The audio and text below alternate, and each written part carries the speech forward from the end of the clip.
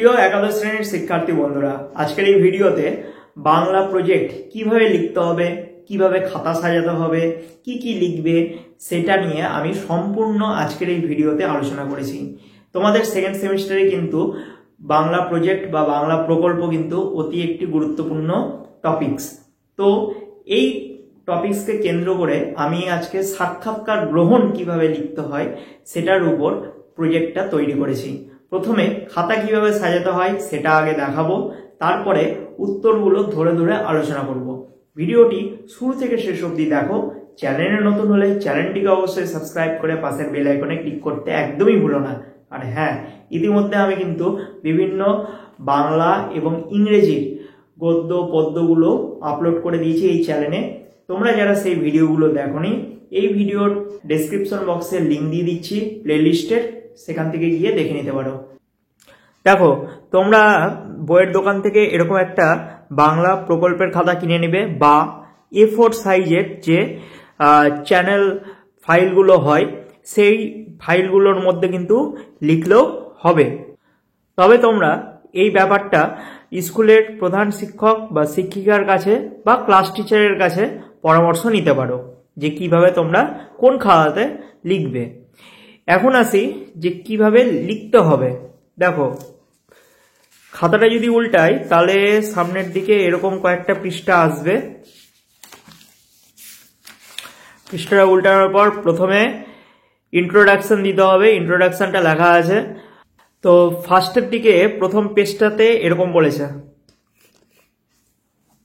যেহেতু এই প্রজেক্টটি আলোকচিত্র শিল্পীর উপর ডিপেন্ড করে লেখা, তাই এখানে তার ছবি, তারপর তার লেখা, এই যে লেখা সুন্দর করে, তার কিছু ফটোগ্রাফির চিত্র দেওয়া আছে, এরপরে লেখা, তারপরে লেখা আবার আসছে, এরপরে একটা তার কিছু ছবি এখানে দেওয়া আছে, লেখা।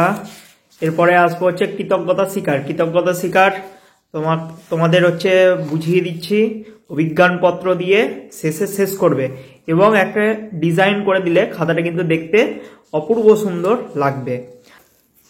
তোমরা লেখাটা ঠিক এইভাবে দিতে পারো যে প্রকল্প সাক্ষাৎকার গ্রহণ, একজন আলোক চিত্রশিল্পীর সাক্ষাৎকার, প্রতিবেদক সম্প্রতি ওয়াইল্ড বিউটি পত্রিকা বিচারে বর্ষসেরা আলোক চিত্রশিল্পীর সম্মান পেলেন ঋদ্ধিমান মুখার্জি। তিনি 1975 সালের 1 জানুয়ারি কলকাতার উপশহরের বারাসাতে জন্মগ্রহণ করেন। তিনি ভারতের বিভিন্ন জাতীয় উদ্যানের বন্যপ্রাণীর পাশাপাশি প্রশান্ত মহাসাগর, আটলান্টিক মহাসাগরের জলজ জীবনের ছবি এবং আফ্রিকার বিপদসংকুল পরিবেশের বন্যজীবনের ছবি তার ক্যামেরায় বন্দী করেছেন। এছাড়াও তিনি ভারতের ম্যাজিক্যাল বায়োডাইভার্সিটির সহ লেখক এবং শ্যাবাস ম্যাগাজিন সহ প্রতিষ্ঠাতা। আমি নিজের নামটা দিবে, তোমার বিদ্যালয়ের নাম দিবে, ছাত্র বা ছাত্রী হলে সেটা লিখবে। আমি আপনার একটি সাক্ষাৎকার নিতে চাই, এটা দিয়ে এই ইন্ট্রোডাকশনটা শেষ করবে। এরপর পরের পেজে 1 নম্বর প্রশ্ন দেখো, বলেছে যে সম্প্রতি BBC wild life photographer of the year এই অ্যাওয়ার্ডটি অর্জন করার জন্য আপনাকে অভিনন্দন জানাই। আলোকচিত্রশিল্পী বলছে ধন্যবাদ। প্রশ্ন 2-এ বলেছে যে মানে আমি দ্বিতীয় প্রশ্ন তাকে করছি। প্রথমেই আপনার কাছে জানতে চাইবো এই ওয়াইল্ড লাইফ ফটোগ্রাফির চিন্তাটা কিভাবে মাথায় এলো। মানে ধরুন ক্যামেরা নিয়ে বনে বাজারে ঘুরে বেড়ানো আর বন্যজন্তুদের ছবি তোলা, তো এরকম অ্যাডভেঞ্চার এই নেশাটা পেলেন কিভাবে? আলোকচিত্রশিল্পী বলছে ঠিকই বলেছেন, এটা একটা এক ধরনের নেশা। আসলে ছোটবেলা থেকেই আমার বন্যপ্রাণী এইসবের প্রতি তীব্র আকর্ষণ ছিল। টিভিতে বন্যপ্রাণী নিয়ে কোনো অনুষ্ঠান হলে মন দিয়ে দেখতাম, বিভিন্ন বন্যজন্তু সম্পর্কে বইও পড়তাম। এই টান থেকেই বারবার ছুটে যাই জঙ্গলে। এরপর পরের পেজে একটা তার ছবি দেওয়া আছে, ঋদ্ধিমান মুখার্জির ছবি। এবার 3 নম্বর তাকে প্রশ্ন করা হচ্ছে যে ফটোগ্রাফি কোনো প্রাতিষ্ঠানিক প্রশিক্ষণ নিয়েছেন কি? আলোকচিত্রশিল্পী তখন বলছেন না, সবটাই নিজের উদ্যোগে। আমার বাবা একজন চিত্রশিল্পী, বাবার কাছেই আমার ছবি আঁকার হাতে করি। এরপর যখন হাতে স্মার্টফোন পাই তখন থেকে ডিজিটাল ফটোগ্রাফির প্রতি আগ্রহ তৈরি হয়। DSLR আর ক্যামেরা পেয়েছি অনেক পরে। 4 নম্বর প্রশ্ন তাকে করা হচ্ছে, ততদিনে নিশ্চয়ই স্মার্টফোনেই বা এসএলআর ক্যামেরাতেই হাত পাকা হয়ে গিয়েছিল। আলোকচিত্রশিল্পী তখন উত্তর দিচ্ছে যে তা বলা যেতে পারে। আসলে এখনকার স্মার্টফোনগুলো কিন্তু চমৎকার, ভালো লেন্স পেলে দারুণ ফটোগ্রাফি হতে পারে। তাছাড়া ট্রিপল ক্যামেরা বা কোয়াড ক্যাম স্মার্টফোনগুলো তো মেড ফর ফটোগ্রাফি। তাকে 5 নম্বর প্রশ্ন করা হচ্ছে, এখনও মোবাইল দিয়ে ছবি তোলেন নাকি? আলোকচিত্রশিল্পী তখন উত্তর দিচ্ছে, মোবাইল তো আমার ফার্স্ট চয়েস। কলেজে পড়ার সময় মোবাইল ফটোগ্রাফির জন্য অনেক পুরস্কার পেয়েছি। সাধারণ মোবাইল দিয়েই ছোট ছোট কীট পতঙ্গের ছবি, প্রকৃতির ছবি তুলতাম। 6 নম্বর প্রশ্ন তাকে করা হচ্ছে, মানে মাইক্রো ফটোগ্রাফি? আলোকচিত্রশিল্পী বলছে, হ্যাঁ, মাইক্রো ফটোগ্রাফি। একবার ফেসবুকে বিজ্ঞাপন দেখে কিছু ছবি পাঠালাম ইন্টারন্যাশনাল বায়োলজিক্যাল জার্নালের মেইলে। সব ছবিগুলোই ওদের পছন্দ হয়েছিল এবং জার্নালে ছাপাও হয়েছিল। এটা আমার আলোকচিত্রশিল্পী জীবনে প্রথম আন্তর্জাতিক স্বীকৃতি। এরপরে একটা তার ছবি দেওয়া আছে, মানে তার ফটোগ্রাফির ছবি দেওয়া আছে। 7 নম্বর প্রশ্ন তাকে করা হচ্ছে, ওয়াইল্ড লাইফ ফটোগ্রাফির জন্য এখনও পর্যন্ত কোথায় কোথায় গেছেন? আলোকচিত্রশিল্পী বলছে, ভারতের মধ্যে প্রায় সবটায় জাতীয় উদ্যান এবং অভয়ারণ্যে গেছি। এছাড়া নেপাল, ভুটান, মায়ানমার জঙ্গলেও গেছি। যদি সব কিছু ঠিকঠাক চলে তো আগামী বছরেই অ্যামাজনের জঙ্গলে পা রাখতে চলেছি। তাকে 8 নম্বর প্রশ্ন করা হচ্ছে, বাহ, দারুণ ব্যাপার তো। অ্যামাজনের জঙ্গলের নামটা শুনলেই কেমন যেন শিহরণ দেয়। এত জায়গা ঘুরেছেন, তবে এখন হঠাৎ অ্যামাজনই কেন? আলোকচিত্রশিল্পী বলছে, আমার বহুদিনের স্বপ্ন এটা। প্রকৃতি যে কতখানি রহস্যময়, অ্যামাজনের বনভূমি তার উল্লেখযোগ্য দৃষ্টান্ত। ঘন অরণ্য, ভয়ঙ্কর জীবজন্তুর প্রতি পদক্ষেপে রহস্যের হাতছানি। ওয়াইল্ড লাইফ ফটোগ্রাফারদের তো স্বপ্ন অ্যামাজনের জঙ্গল। 9 নম্বর প্রশ্ন তাকে করা হচ্ছে, কিন্তু জীবনের ঝুঁকিও তো আছে, তাই না? আলোকচিত্রশিল্পী বলছে যে সে তো থাকবেই। ঝুঁকি তো না থাকলে কাজ করার মজাটাই কোথায়? শখের ফটোগ্রাফি করার ইচ্ছে থাকলে তো একটা স্টুডিও খুলেই বসা যেত, কিন্তু ওই যে বললাম, অরণ্যে আমাকে ভীষণভাবে টানে। 10 নম্বর প্রশ্ন তাকে করা হচ্ছে কি, বেশিরভাগ বাঙালি টিভির পর্দাতেই বন্য জীবজন্তুদের দেখে ধন্য ধন্য করে, সেখানে আপনি ক্যামেরা বেঁধে নিয়ে নিশ্চিত বিপদের মধ্যে ঝাঁপিয়ে পড়েন। একটা কথা জানতে খুব ইচ্ছা করছে, কখনো কি বিপদের সম্মুখীন হয়েছেন? বেশ কয়েকবার। একবার তো আমাদের পশ্চিমবঙ্গেরই সুন্দরবনের মৃত্যুর মুখ থেকে ফিরে এসেছি, সে বড় ভয়ঙ্কর অভিজ্ঞতা। 11 নম্বর প্রশ্ন তাকে করা হচ্ছে, কীরকম, বাঘের মুখোমুখি না অন্য কিছু? একেবারে রয়্যাল বেঙ্গল টাইগারের মুখোমুখি। তারপর সুন্দরবনের মৌলিদের সাহায্যে কোনো রকমে প্রাণের রক্ষা পেয়েছিলাম। 12 নম্বর প্রশ্ন করা হচ্ছে তাকে, মৌলি মানে যারা মৌচাক থেকে মধু সংগ্রহ করে? হ্যাঁ, ওরা গভীর বন থেকে মধু সংগ্রহ করে, সেই জন্য ওদের মাঝে মধ্যে বাঘের সম্মুখীন হতে হয়। আত্মরক্ষার জন্য ওরা বাঘ তাড়াবার বিশেষ কৌশল জানে। সেবার ওরাই আমাকে উদ্ধার করেছিল। বাহ, খুব সুন্দর অভিজ্ঞতা হয়েছে তো। আপনার বেশ সাহস আছে দেখছি। আপনার জীবনে ভয় ডর বলে কিছু নেই?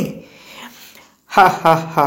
দেখুন, মৃত্যুকে ভয় পেলে হবে না, এমনভাবে নিজেকে তৈরি করতে হবে যেন মৃত্যুই আপনাকে দেখে ভয় পায়। তাহলে এই জীবনের নানান অভিজ্ঞতা সঞ্চয় করতে পারবেন। আপনি একাই অভিযানে বের হন নাকি কোনো সঙ্গী সাথী নেন? বেশিরভাগ সময় একাই যাই, তবে ইদানিং সৌরভ নামে আমার এক বন্ধু আমার সঙ্গে চায়। ও ভিডিওগ্রাফি করে এবং ওয়াইল্ড লাইফ ব্লগার হিসাবে কেরিয়ার শুরু করতে চায়। ও, তাহলে আপনি আগেই একাই যেতেন? হ্যাঁ, প্রথম দিকে আমি ব্যাগ গুছিয়ে ক্যামেরা ঝুলিয়ে নিজেই বেরিয়ে পড়তাম। এবার বলুন, কোন বন্যপ্রাণীটি আপনার বেশি প্রিয়? অবশ্যই বাঘ, মানে রয়্যাল বেঙ্গল টাইগার। ভয়ঙ্কর সুন্দর বলতে যা বোঝায়, আমাদের রয়্যাল বেঙ্গল টাইগার হলো সেই জিনিস। তারপর তার তোলা একটা ছবি দেওয়া আছে। 17 নম্বর প্রশ্ন তাকে করা হচ্ছে, আপনার একটি ছবি দেখলাম জলের মধ্যে, আপনি ও একটি কুমির একদম মুখোমুখি। ছবিটি অসম্ভব সুন্দর হয়েছে। সে সময় আপনার অভিজ্ঞতা কেমন ছিল? ছবিটি বেশি দিনের পুরনো নয়, কয়েক মাস আগে আফ্রিকার এক জলাশয়ে তুলেছিলাম। মনে হচ্ছিল আমার আত্মারাম খাঁচা ছাড়া হবে। হ্যাঁ, এবং অন্যান্য অভিজ্ঞতা ভাষায় প্রকাশ সম্ভব নয়। ভবিষ্যতে যারা আপনার মতো ওয়াইল্ড লাইফ ফটোগ্রাফার হতে চায় তাদের কি পরামর্শ দেবেন? বনের পশুগুলোকে আগে খালি চোখে দেখো, তারপর ক্যামেরায় লেন্স দিয়ে দেখবে। যারা নতুন ফটোগ্রাফার হতে চায় তারা প্রথমে কোন ধরনের ক্যামেরা ব্যবহার করতে পারে? হাতে ঘড়ির জন্য সোনি, কোডাক এসব কোম্পানির যে কোনো ডিএসএলআর ক্যামেরা ভালো, আর যার যেটা সাধ্য অনুযায়ী কিনে প্রাথমিক কাজ চালাতে পারে। অনলাইনে কি ছবি বিক্রি করা যায়? তাতে কি ইনকাম সম্ভব? হ্যাঁ, অবশ্যই। ছবির কোয়ালিটি অনুযায়ী একজন ফটোগ্রাফার অনলাইন থেকে কয়েক হাজার টাকা ইনকাম করতে পারে। একটি ভালো ওয়েবসাইটের নাম জানাতে পারেন যেখান থেকে কয়েক হাজার টাকা ইনকাম করতে পারে? অনেক আছে, তবে শাটারস্টক নামে স্টক ফটোগ্রাফি কোম্পানি আছে। গুগলে গিয়ে অ্যাকাউন্ট খুলে সঠিকভাবে নিয়মিত ছবি আপলোড করলেই ইনকাম সম্ভব। এরপর তার তোলা একটি ছবি দেওয়া আছে। 22 নম্বর প্রশ্ন দায়ের করা হচ্ছে, নবাগত আলোকচিত্র শিল্পীর প্রতি কিছু বার্তা যদি দিতেন। ছবি তোলা প্রচণ্ড ধৈর্যের জিনিস, নিজের ধৈর্য শক্তি নিয়ে লক্ষ্য স্থির করে প্রত্যেকে চলো, সাফল্য হবেই। 23 নম্বর প্রশ্ন দায়ের করা হচ্ছে, আপনার মূল্যবান সময় দেওয়ার জন্য আপনাকে অসংখ্য ধন্যবাদ, ভালো থাকবেন। আলোকচিত্র শিল্পী লাস্টে বলছে ধন্যবাদ। এই দিয়ে আমাদের সাক্ষাৎকার গ্রহণটা শেষ হলো। এরপর কৃতজ্ঞতা স্বীকারে কি লিখব, যে আমার প্রজেক্ট গাইড প্রিয় শিক্ষিকা বা শিক্ষককে, অবশ্যই শিক্ষক বা শিক্ষিকার এখানে হচ্ছে নামটা দিবে, কে আমি শ্রদ্ধা জানাই এবং হার্দিক ধন্যবাদ জ্ঞাপন করি। তিনি এই পরিকল্পনা রূপায়ণের ক্ষেত্রে আমাকে সামগ্রিকভাবে সাহায্য করেছেন। প্রজেক্টের ধারণা তৈরি, প্রজেক্ট তৈরি, তথ্য সংগ্রহ, বিভিন্ন চিত্র সহ বহু মূল্যবান পরামর্শ দিয়ে এবং একটি মডেল প্রজেক্ট তৈরি করে আমার প্রজেক্টটি তৈরি করার ক্ষেত্রে প্রতিটি স্তরে সহযোগিতা করেছেন। এই জন্য আমি তার কাছে কৃতজ্ঞতা স্বীকার করছি। যেদিন সাবমিট করবে তোমরা স্কুলে, সেদিনকার তারিখ আর তোমার স্বাক্ষর এখানে বসিয়ে দিবে। দেখো, খুব সুন্দর একটা ডিজাইন করা আছে, দেখতে কিন্তু ভালো লাগছে। তোমরাও এরকম টাইপের একটা ডিজাইন করতে পারো। এরপরে আসি অভিজ্ঞানপত্রে। অভিজ্ঞানপত্রে লিখবে, আমি এই মর্মে ঘোষণা করছি যে নিজের বিদ্যালয়ের নাম, বিদ্যালয়ের একাদশ শ্রেণীর দ্বিতীয় সেমিস্টারের বাংলা পাঠ্যসূচির চূড়ান্ত পরীক্ষার আবশ্যিক এবং অবিচ্ছেদ্য অংশ হিসাবে নিজের নাম, এর দ্বারা সৃষ্ট প্রজেক্ট প্রক্রিয়াটি নিজের স্কুলের টিচারের নাম দিবে। এখানে মহাশয়ের তত্ত্বাবধানে সুন্দরভাবে সমাপ্ত হয়েছে। এরপরে তারিখ আর শিক্ষিকার স্বাক্ষর দিয়ে ছেড়ে দিবে। এখানে কিন্তু নিজের কিচ্ছু লিখবে না। তারপর চারিদিকে একটা ডিজাইন করবে, দেখতে সুন্দর লাগবে। এই ছিল আজকের আলোচনা।